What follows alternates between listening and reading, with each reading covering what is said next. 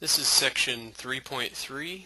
Can the client apply for the Making Home Affordable program, also known as HAMP?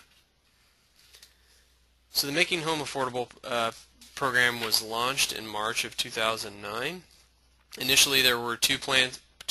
There was HARP, the Home Affordable Refinance Plan, which is available for folks who were severely underwater but not in default, and then the Home Affordable Modification Plan, which was the idea to help borrowers who were in default.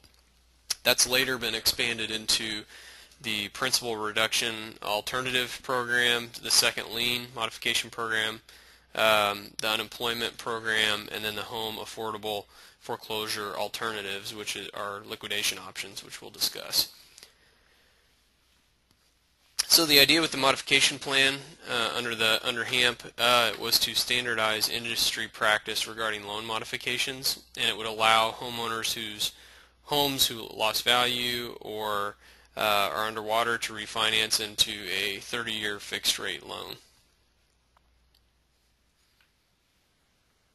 The modification plan applies to privately securitized loans or non-GSE loans, loans owned and securitized by Fannie Mae and Freddie Mac, also known as GSE loans, FHA HAMP, VA HAMP, and RHS HAMP. So all these investors have varying programs that are their own HAMP-style modification programs. So you want to start with figuring out who the investor is, and then from there you can figure out if they are a HAMP participant or not. If it's a privately securitized loan, they don't have to be a HAMP participant, but if they are, they have to follow HAMP guidelines. So you'll want to just ask the servicer representative that you're dealing with if they participate in the HAMP program. There's also a refinance plan, which loans owned or securitized by Fannie Mae or Freddie Mac can engage in. How do you know if a loan is owned or securitized by Fannie Mae or Freddie Mac? For Freddie Mac, there's a 1-800 number you can call. There's a website. Same for Fannie Mae. There's a phone number and a website that you can go to. You just enter in some of the borrower's information, and then it'll tell you if it's a Fannie or a Freddie loan. I believe there's also some information in the activities that you're going to be doing and how to look up Freddie Mac or Fannie Mae address. Now, to obtain information on the HAMP program, there's the general website listed there for you, and then there's a website also for servicers that gives them some of the program guidelines, and that's the part of the website that counselors are included on online training. So you can do, if you subscribe to email updates, occasionally they'll have webinars where they give you updates on different changes to some of the different programs. The Home Affordable Modification Plan, or HAMP, most servicers participate in the program. They basically sign a contract with the Department of Treasury where they agree to provide modifications that align with the program standards, and in return they get monetary incentives. So they're not doing it necessarily out of the kindness of their own hearts. There is a monetary incentive for them to participate in the HAMP program, so just keep that in mind. The list of participating servicers should be on the HAMP website, so if you have a question, you want to just look it up on your own instead of asking the servicer, just go ahead to the HAMP website to look for that. It's a temporary program, but now it's been extended a couple times now. It's extended until December 31st, 2016. So also under HAMP, participating servicers must consider homeowners for a HAMP modification prior to evaluating them for a non-HAMP modification or other workout option. So they must evaluate all the loans that they service to determine if eligible for a HAMP under program guidelines, and then the servicer must modify the loan under the rules of the program unless explicitly prohibited by contract. So you're just going to want to look at the HAMP guidelines, and once you have done a few of these, you'll know what a HAMP style modification looks like or what all it considers. and if you have an issue, there are some resources that you can use to escalate. So there are several sections of HAMP that we're going to go through. There's HAMP Tier 1, HAMP Tier 2, the 2MP or Second Lien Modification Program, the UP or Unemployment Program, and then the HAFA Home Affordable Foreclosure Alternatives Program. So general eligibility requirements: it has to be a first lien mortgage originated on or before January 1st, 2009. And then this is a really important one: the homeowner's monthly mortgage payment is greater than 31% of the homeowner's gross monthly income. So their front-end ratio has to be greater than 31%. If it's not, they don't even have to get reviewed for a HAMP style modification. And so that's something that you can, with a little bit of screening, you can figure that out to begin with, so that if your client says, well, I've heard about this HAMP program, will I qualify? If they're close, of course you're gonna apply for it. But if they're quite a bit under, let's say their front-end ratio is 20%, it's fairly unlikely that at the end of the day the servicer is going to find that they're over that 31% mark. So this 31% calculation includes principal, interest, taxes, insurance, and then HOA or condo fees, but not mortgage insurance premiums or junior mortgages. So when you're calculating that, those are the numbers that you can, or categories that you can look at to include. Some further requirements: it's got to be a mortgage loan that secures a 1 to 4 unit property that's the primary residence of a borrower, and the property cannot be vacant or condemned and was not previously modified under HAMP, unless of course it's a HAMP Tier 2 modification. The unpaid principal balance on the loan must be equal to or less than, for most of your clients it'll be a 1 unit, less than $729,750. That's probably not going to be difficult for your clients to meet that threshold. It's just something for you to be aware of, and then you can see as the higher unit the property is, the higher the principal balance value can be for them to still qualify. Some of the key features of HAMP: homeowners who are current or who are at risk of defaulting or are delinquent can qualify. So let's say they're current but they're at risk of default due to illness, disability, or a scheduled rate increase within 120 days, they can potentially qualify. If borrowers are in active litigation or in bankruptcy, they can potentially also qualify for HAMP. Per Dodd-Frank, the borrower must not have been convicted within the last 10 years of felony, larceny, theft, fraud, forgery, money laundering, or tax evasion in connection with a mortgage or real estate transaction. And you're going to see these Dodd-Frank disclosures that borrowers have to sign, basically attesting to that they haven't been convicted of that type of a crime. If they answer that they have, then it's pretty simple. They're not going to be able to benefit from a HAMP-style program, and you can see the public policy behind that is pretty obvious. The federal government doesn't want to be subsidizing loan modifications for folks who may have participated in really horrible abuses in connection with mortgage or real estate transactions. One of the key features of HAMP is the net present value test, or NPV test, you might hear it referred to. That basically compares the net present value of the money the investor would receive if the loan is modified with compared with foreclosure. Okay, so basically, if they pursue the modification, will they make more money? Or if they pursue the foreclosure and take the home back to sell it, will they make more money? So the question is, what is less costly to the investor?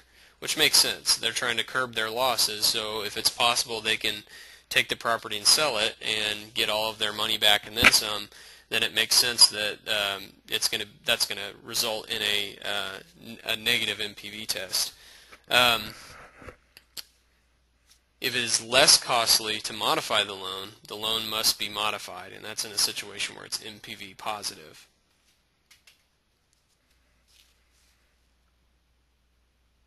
So HAMP was modeled on the plan that was developed by the FDIC In 2008, payments on first mortgages owned or serviced by IndyMac were reduced to 38% of the homeowner's gross monthly income, and the FDIC developed an MPV test that was publicly available.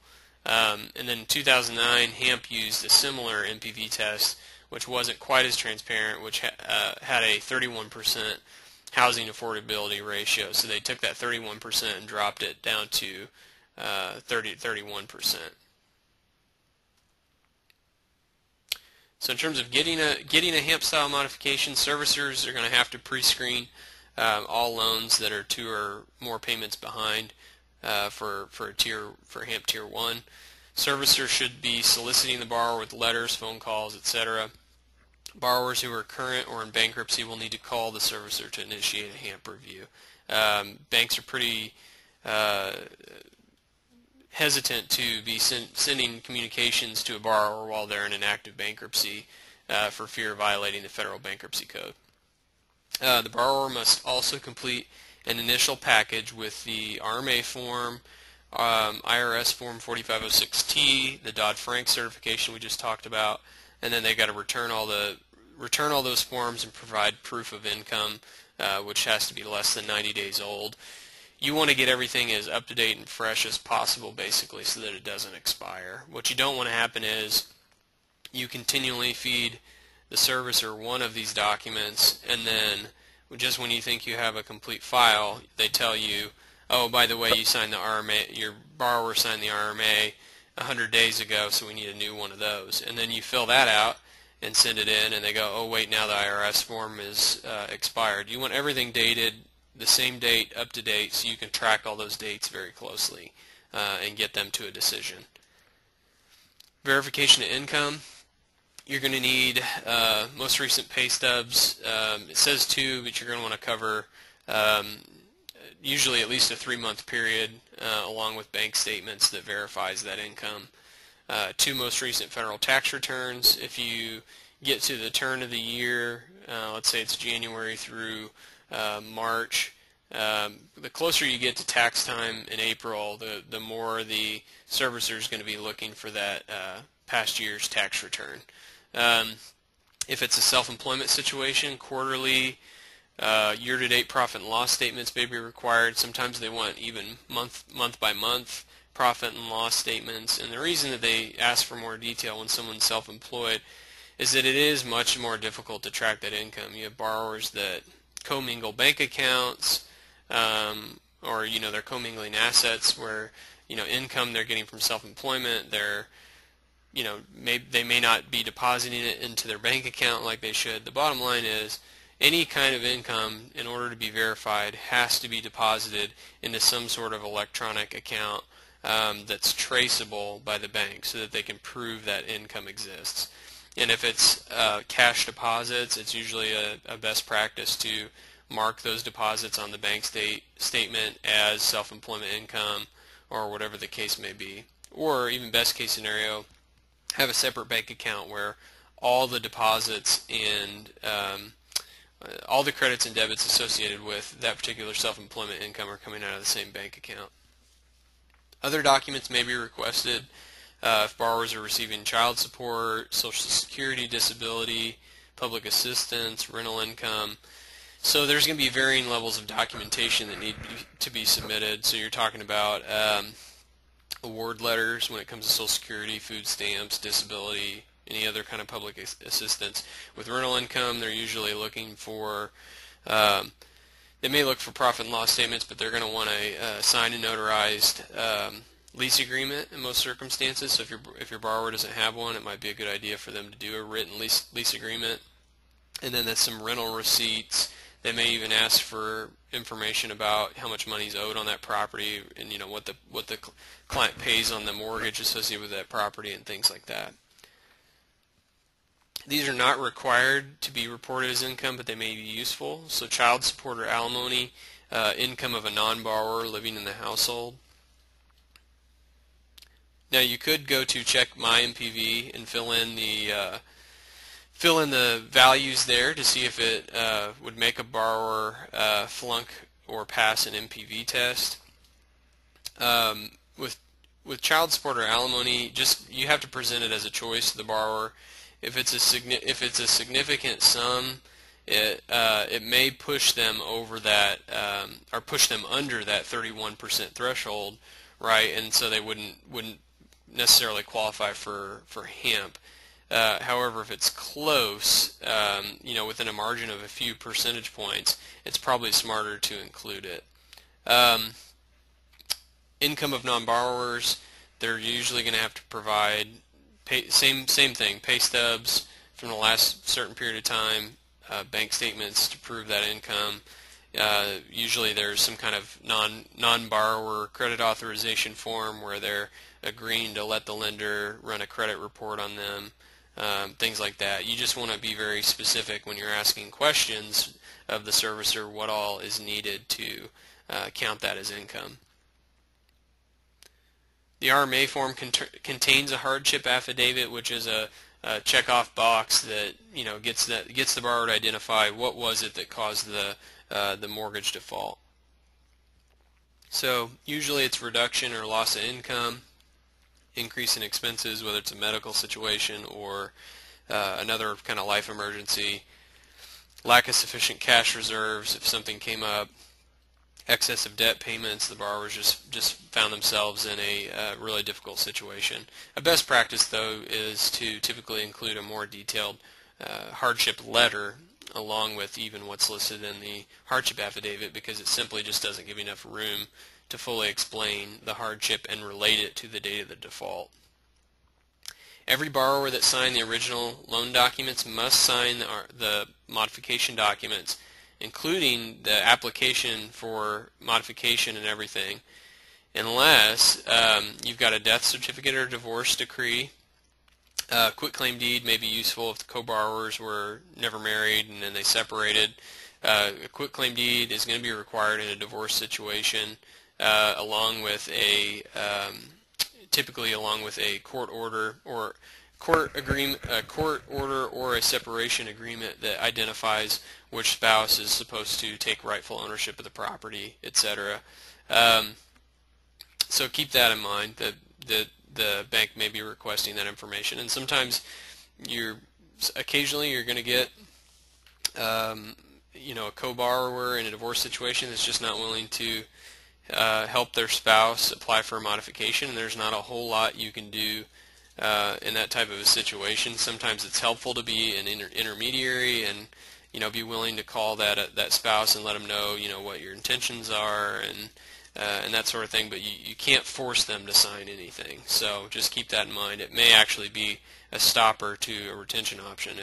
If you've got a spouse who's simply unwilling to sign a quitclaim deed, it could present problems for your ability to proceed with the application.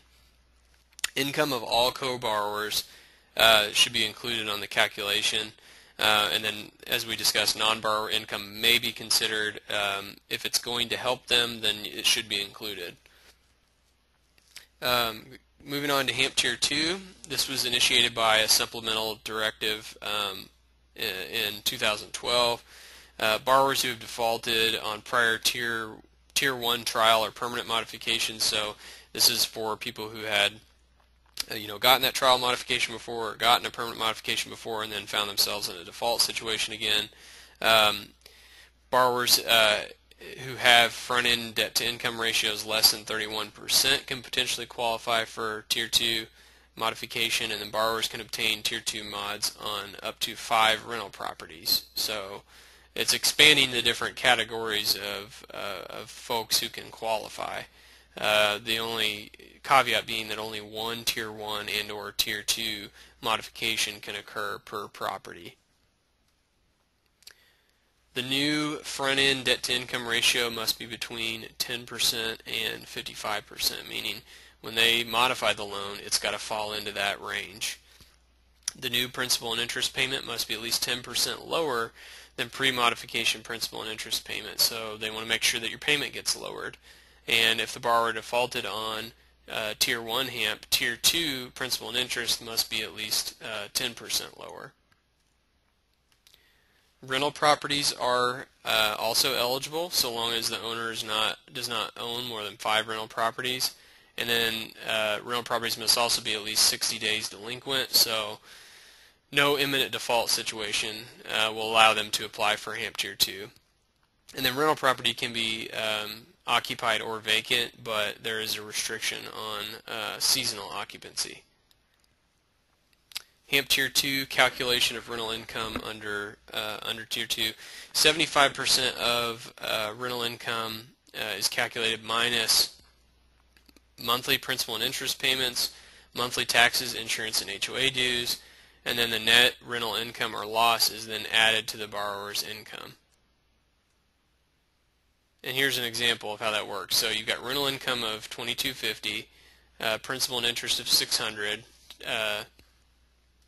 taxes and insurance of $200, principal and interest of $600, taxes and insurance of $200, and so the calculation is 75% of the $2,250 less the $600 less the $200, so that the income's calculated at $887.50.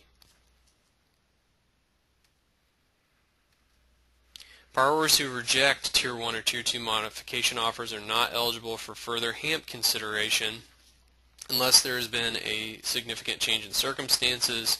Servicers are not required to automatically evaluate for Tier 2 HAMP if the borrower defaults on Tier 1, but must notify them of the option. Also, the loan cannot be referred to foreclosure or go to sale during that Tier 2 consideration. Servicers review the application. If the documents submitted are complete, the borrower must be approved for a trial plan or denied and sent a notice of denial, and the servicer has to follow CFPB regulations. More of that is covered in Section 4, which is in the Foreclosure Prevention 2 course. If the denial is based on a negative NPV test, notice of denial will give the borrower the data used in the NPV calculation. So this is important. If it's a negative NPV and the borrower is not going to be offered a modification, the servicer has to provide them with that information so that they can, review it and have an opportunity to respond or dispute it. They've got 30 calendar days to do that. They've got to provide the corrected data in writing. So, if it's based on if they believe the housing value is wrong, then they're going to want to probably get their own independent appraisal, have their NPV test rerun, and if it's NPV positive, the servicer going to order a new appraisal, and then the foreclosure sale should be put on hold during that appeal. Prior to obtaining a permanent modification, the homeowner must enter a trial period plan, and we've talked about that before. Usually that's a period of 3 months, and usually it's considered a forbearance period because you're paying this reduced amount, and it's a test to see if you can afford this permanent modification. And usually you'll get a notice of the trial period plan along with the due dates for the payments, and while there is no need to sign under a HAMP modification, if it does ask you to sign it and return it, that's usually a best practice. And the borrower just needs to make the payments within the month that they're due. However, usually the due date is the 1st, and I will advise borrowers to pay by the 1st, just so they get into the habit of doing that. So if the homeowner the homeowner will receive a permanent modification if he or she is current at the end of the trial period, and current means they've made all the trial payments by the last day of the month in which they're due. They've got to stay current during the trial period. If they skip a payment or they don't pay the correct amount, that's also important. It needs to be the exact amount that the servicer is requesting that they pay. It can potentially void their modification, and then the servicer would continue with the foreclosure. Borrowers can check out the NPV analysis, and then on this check my NPV, a borrower, you can put the values in there yourself and just kind of see what it kicks out versus what the servicer came up with. So review the HAMP denial letter on pages 25 to 31 in your written materials, and you'll see that this was a denial, and it gives the reason that it was a negative MPV test. If you see that in the middle of the first page there, and then it goes on to later in the letter list all of the values. Okay, so there's a significant amount of values that go into this, so that's something to keep in mind. You want to make sure that you review each of those, and it falls in line with what your belief of those numbers was. That way, if there's a problem, you can direct the borrower how and if they can appeal.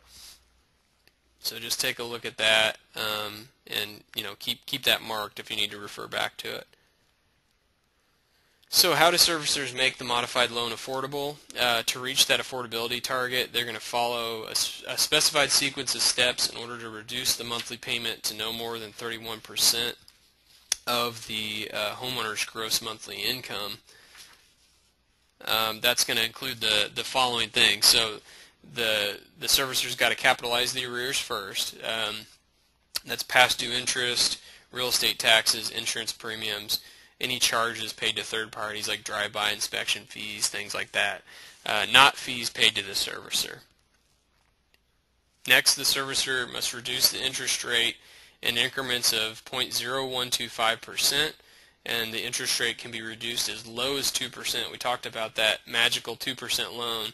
You can get a 2% loan in a HAMP situation if all the numbers work out right. I've seen that very recently. So they can walk the rate all the way down to 2% potentially.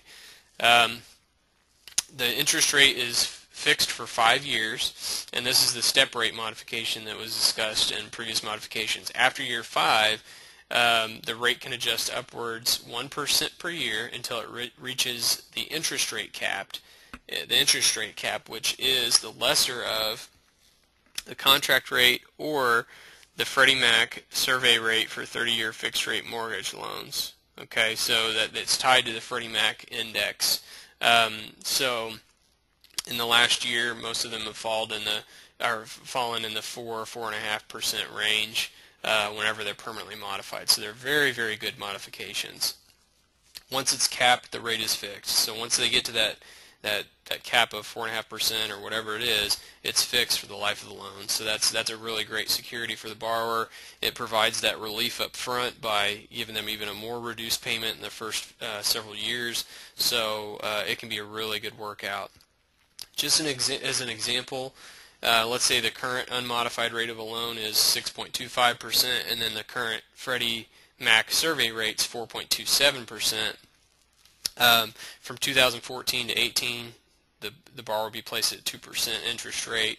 And then in 2018, it steps up to 3%, 2019, 4%, and then 2020, and for the remainder of the loan, 4.27%.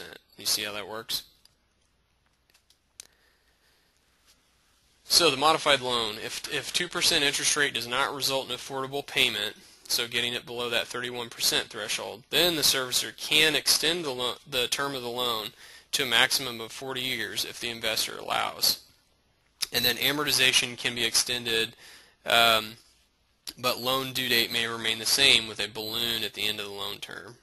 Okay, and the balloon is that deferred chunk of principal, unpaid principal, that's going to sit there at the end of the loan that the borrower has to pay when they finish paying on the first lien. If reducing the interest rate and extending the term of the loan does not reach the target, then that's when they can defer the payment on a portion of the principal, which creates that balloon payment. But keep in mind, they have to try and do those first two things first. So if you see a situation where a borrower is put in directly into a balloon and it doesn't look like the servicer has attempted to reduce the interest rate and extend the term, and it's a HAMP style modification, they probably didn't do it correctly. Now, HAMP forbearances, if payment on a portion of the principal is deferred, no interest will accrue on the forbearance amount. The forbearance amount will be a balloon payment that is due when the loan reaches the end of its term, is paid off, or refinanced. Lenders and servicers are not required to forgive a portion of the principal. And then principal reductions, if the loan is underwater over 115%, the loan will be evaluated for principal reduction. Principal reduction is not required. It's still voluntary, so don't expect it.